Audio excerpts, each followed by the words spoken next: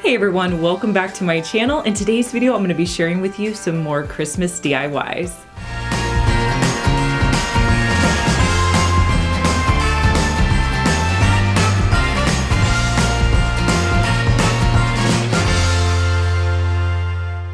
This part of the video is sponsored by MakerX by Works. I've been using the MakerX expandable tool system and I want to share with you some ways that you can use it for your creativity. The MakerX is an all-in-one tool system that has so many different accessories. It has an airbrush, heat gun, wooden metal crafter, food-safe airbrush nozzle, a rotary tool, and an angle grinder. It's one of those go anywhere kind of creative tools. One of the cool things about the MakerX is that the same battery that powers the MakerX system can be used on any 20 volt or 40 volt garden tool, power tool, or lifestyle product in the PowerShare system. This is anything from garden tools, drills, or portable vacuums. So I want to show you guys how this MakerX works. So we're going to be doing it to create a pine cone.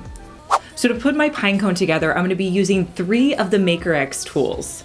I'll be using the heat gun, the airbrush tool, and the glue gun. So last week I went around my neighborhood scouring for some pine cones, and I think I found some really good ones to use for this ornament. I'm going to use the MakerX airbrush tool to apply some metallic silver paint. I added the paint into the cup area about halfway full. I added a little bit of water just so it would spray out really nicely. I also like to spray the airbrush tool on a practice piece before I use it on my actual project.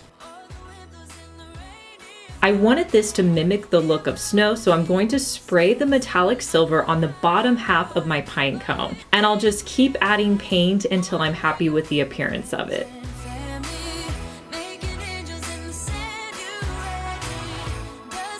Now you could let this dry on its own, or you could come in with the MakerX heat gun to dry your pine cone. It's going to dry it up in no time.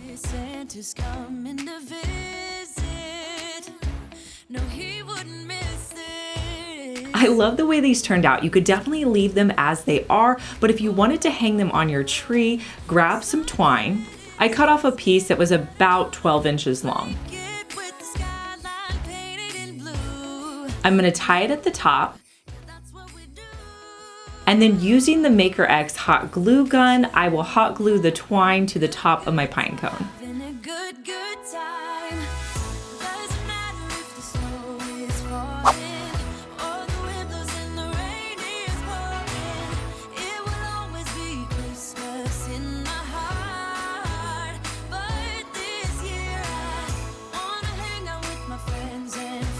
You could also finish it off by adding a twine bow at the top as well. And here's a look at how the ornament turned out.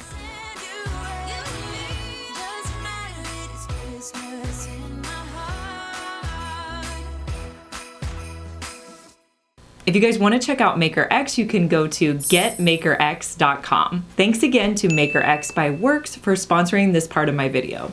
So next we're going to put together a tree. So you need to pick up any stocking hat that you can find. You're also going to need a base. I grabbed a box that I had in my craft supplies. And then I also grabbed 2 white trees from Dollar Tree. So I started by taking the hat and wrapping it around the box. While I was doing this, I was making sure that the white label was even. I'm going to tuck in the top edges. So with the bottom piece, I'm going to cut that off and hot glue the bottom in place just so that my box will sit level.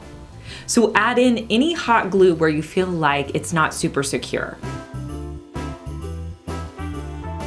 I was trying to come up with a way that I could make these trees look a little bit more fuller like I do with the other trees from Dollar Tree. So I decided, okay, if I get 2 of them and put them together, that will make these look fuller. And then I just separated the branches.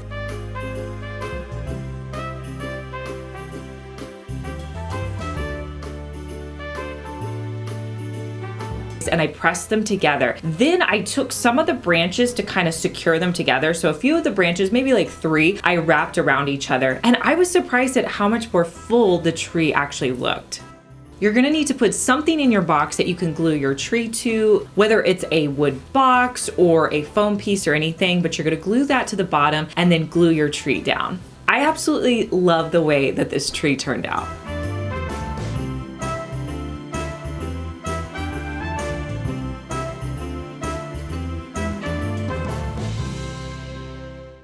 So last year for Christmas, I made some cone trees and I wanted to update them, use some different materials, and kind of give you guys another option for creating those trees. So you want to pick up one poster board for every tree that you plan on creating. Now this next part is pretty easy to do. You're going to start on one side of your poster board and roll it up to create a cone shape so that you have like a narrow top at one side and it's more open at the bottom. Now if you roll it up and you don't like the way it looks, don't worry, just unroll it, do it again until you have that desired look you're going for. Once you get to the end, just hot glue it in place.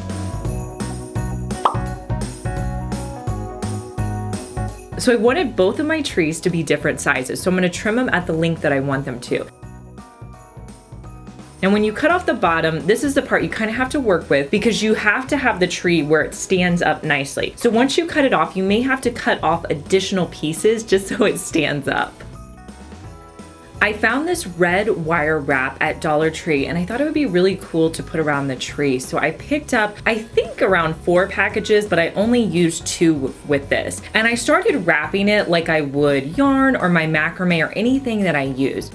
Now there's a few things I learned while I was doing this. One, if you twist it, you can get all of like the crinkles out of it. So I learned that as I was going up. I think the bottom of it looks a little bit worse than the top of it, but I kind of learned as I was going. I tried not to put too much excess hot glue because I don't like it when you can see the hot glue on the outside, but just put as little as you need to make sure you don't have any white spaces. And I just wrapped this all the way until I got to the top. I really like the texture of this and how it looked on my tree. With the second tree, I'm going to use the car cleaning rag that's kind of like white and fuzzy, and I'm just going to wrap that around my tree, hot glue it in place, and cut off any excess.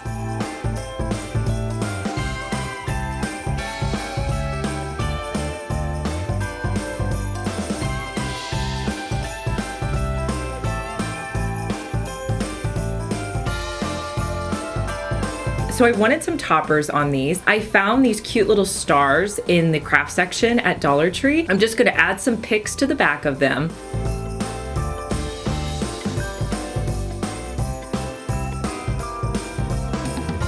And paint the front of them with a white color. I simply have to put them in the top. Now this is a great and inexpensive way to get a larger item to decorate with for Christmas.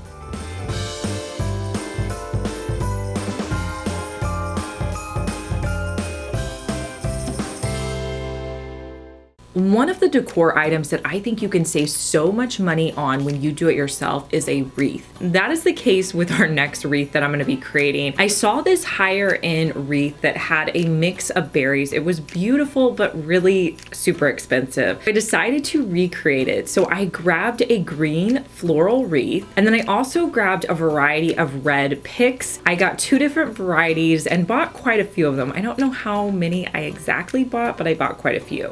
Now I'm going to start by cutting off the berries, and I'm going to place them into my wreath form. The reason I went with the foam one was so that I could put them into the wreath form. I also added in hot glue just to make it more secure.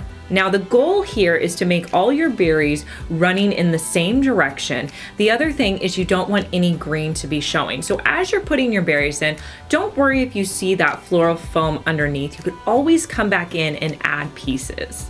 To make a wreath look more high-end, you want to make it as full as possible. So make sure that you add enough berries so that you give it a nice lush look, and I absolutely love the way this wreath turned out.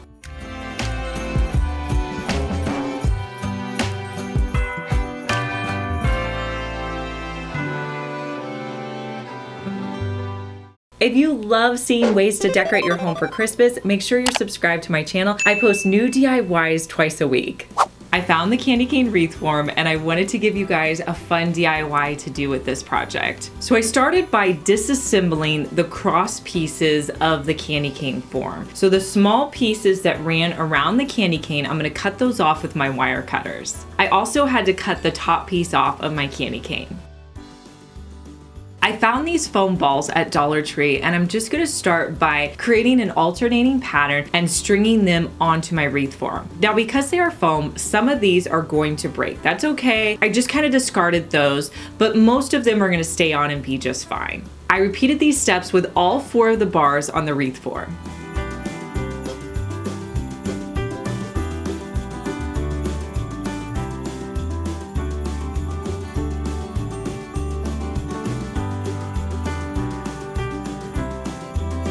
Now I did have a little trouble figuring out how I was going to close it up at the end. I came up with the idea to grab a little skewer and I pushed it through all of the foam balls at the end, and that worked the best to kind of hold it all together at the end. Here's a look at how the candy cane turned out.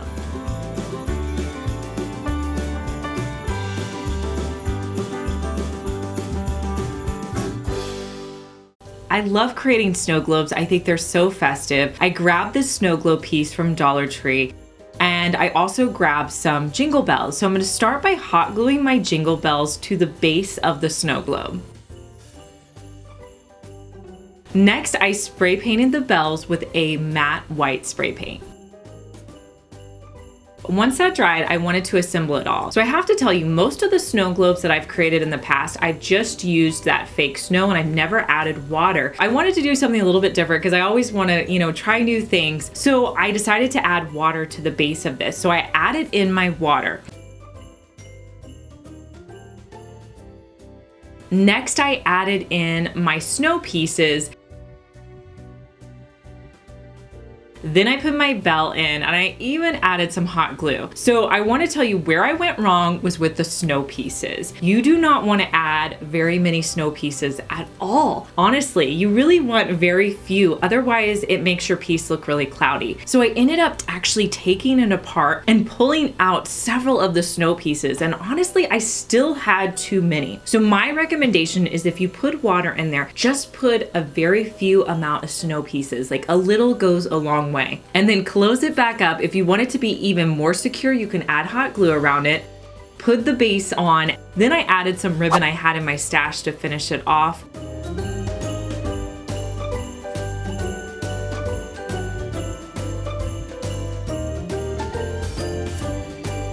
In the end, it's super cute, and this would be a great craft to do with your kids.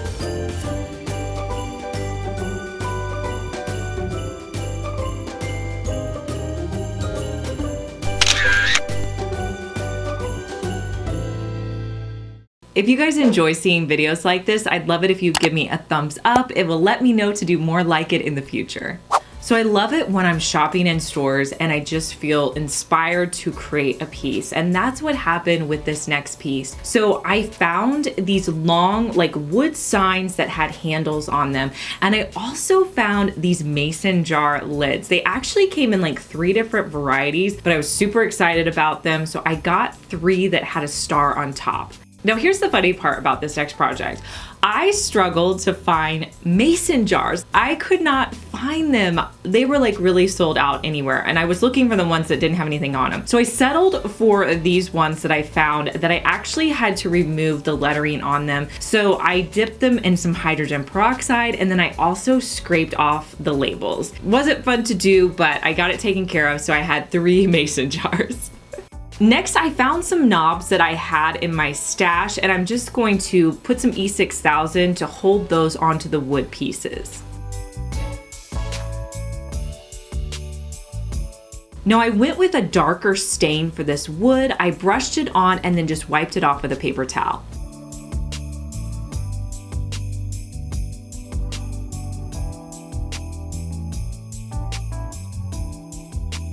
I also added some new twine to the top of these boards.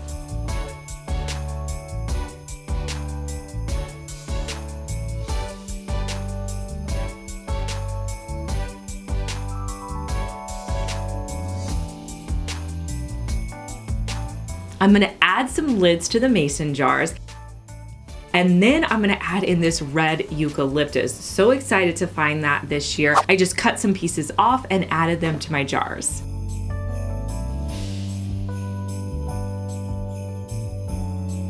And then I'll assemble it all together, and I love the way this looks as a wall hanging.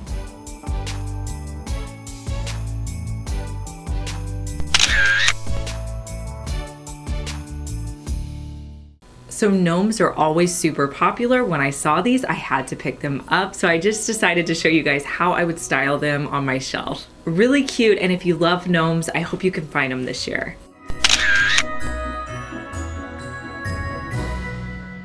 For this next project, I'm gonna grab a square frame and remove all of the contents.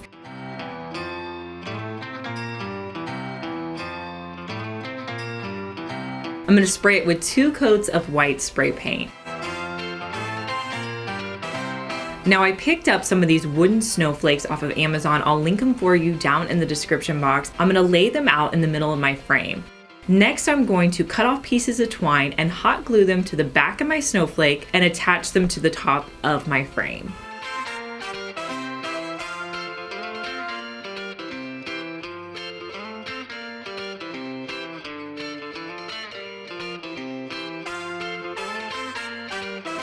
I'm gonna add a piece of white ribbon to the top of my frame. And then I'm gonna figure out a way to kind of dress this up because it is a little boring. So I want it to be a little bit more exciting for Christmas. I thought about using these silver picks, but in the end, I decided to use a few greenery pieces in the corner. And here's a look at how this wall art turned out.